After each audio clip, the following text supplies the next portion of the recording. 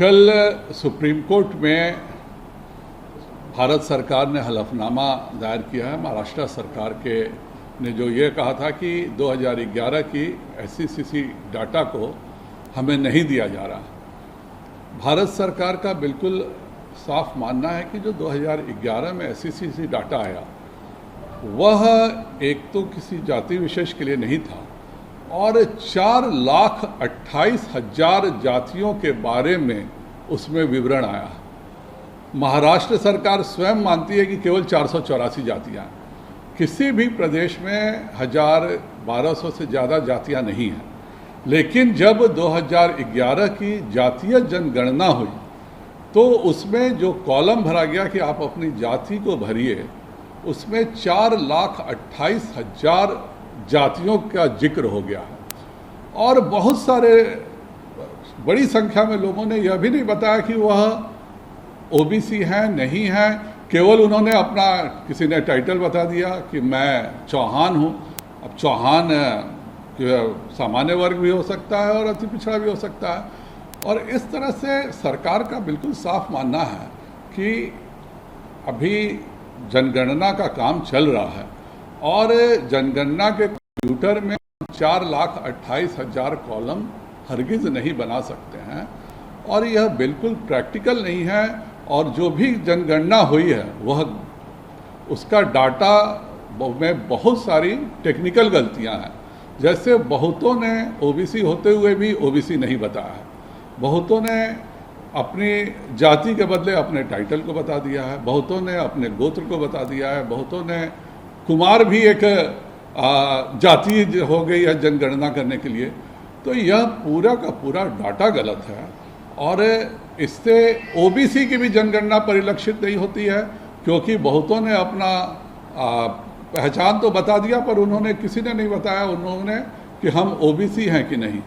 इसलिए यह पूरा डाटा गलत है और इसलिए केंद्र सरकार ने यह निर्णय लिया है कि हम जातीय जनगणना इसके साथ नहीं कर सकते हैं और जो जनगणना 1951 से चल रही है उसी तरह से करेंगे, क्योंकि 2011 की गलतियां जो हुई उस तरह का कोई डाटा करना कहीं से भी उचित नहीं होगा। और नियम यह है कि मैं अपनी स्वयं जाति बताऊंगा, यह बिल्कुल साफ नियम है।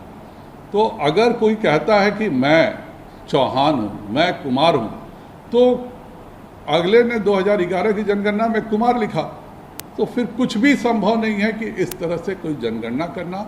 और 1931 की भी जो जनगणना की बात होती है वो भी मैं आपको बता दूं, केवल उस समय भी अंग्रेजों ने 24 जातियों की ही जनगणना कर पाए थे। 1931 के भी डाटा को यह कहना कि यह जातीय जनगणना थी सरासर गलत होगा। जो 24 प्रमुख जातियां भारत में थी, अंग्रेजों ने 1931 में केवल उन्हीं 24 जातियों की जनगणना की थी, बाकी किसी जाति की जनगणना 1931 में भी नहीं हुई थी। और 2011 का जो अनुभव मिला केंद्र सरकार को कि 4,28,000 जातियों का एक रॉ डाटा हाथ में आया है, इसलिए केंद्र ने यह निर्णय किया है। और केंद्र का निर्णय जनगणना के अनुरूप है, क्योंकि यह कंप्यूटराइज्ड डाटा है और कंप्यूटराइज्ड डाटा में 4,28,000 खंड बना ही नहीं जा सकते। अध्यक्ष जी, एक सवाल है, जैसे साथ जो गठबंधन में लोग हैं वो लोग जातीय जनगणना के पक्ष में हैं और वो लगातार कह रहे हैं कि केंद्र सरकार ने जो किया है वो सही नहीं किया। क्या गठबंधन रह पाएगा? जातीय जनगणना में जो आंकड़े हैं वह संभव नहीं है। कर्नाटक ने अपनी गणना की है, उड़ीसा ने अपनी जातीय जनगणना की है और प्रत्येक राज्य स्वतंत्र हैं। लेकिन केंद्र के पास जो डाटा है और केंद्र ने जो आंकड़े जमा किए थे, वह गरीबों का कल्याण कैसे हो, गरीबों के लिए हम किस तरह से योजनाएं चलाएं, और उसी के साथ यह डाटा किया गया था। लेकिन जब 4,28,000 जातियां पाई गई तब इस पर जो हमारे नीति आयोग के थे अरविंद पनगड़िया जी और वो टीम में इसलिए यह निर्णय हुआ कि यह केंद्र के द्वारा जनगणना संभव नहीं है। बाकी कर्नाटक और उड़ीसा सामने है। क्या कर्नाटक और उड़ीसा के तर्ज पे आप लोग भी चाहेंगे, क्योंकि आप सहयोगी हैं देखिए, सरकार में, तो मैं- बिहार में भी जातीय जनगणना हो? मैं केंद्र सरकार के निर्णय जो है कि प्रैक्टिकल बात है, कहीं भी जनगणना होगी, बहुत बड़ी एक संख्या है जो यह नहीं समझ पाती है, उसे पूछेगा क्या है तो कहेगा कि मेरा नाम अजय कुमार है, तो किस जाति के यहाँ कुमार हैं।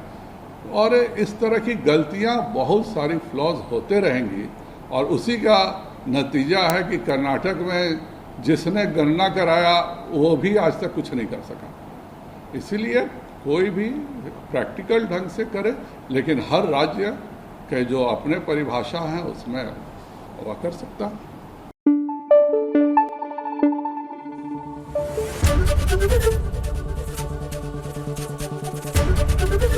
एबीपी न्यूज आपको रखे आगे।